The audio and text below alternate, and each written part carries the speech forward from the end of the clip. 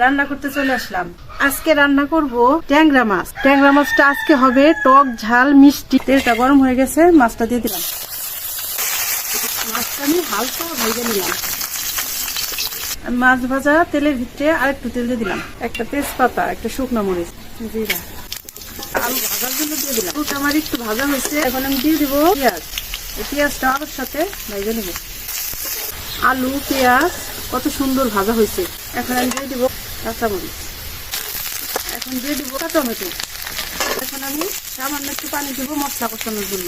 লবণ, আদা রসুন বাটা, হলুদের গুঁড়া, মরিচের গুঁড়া, ধনিয়ার গুঁড়া, জিরার গুঁড়া।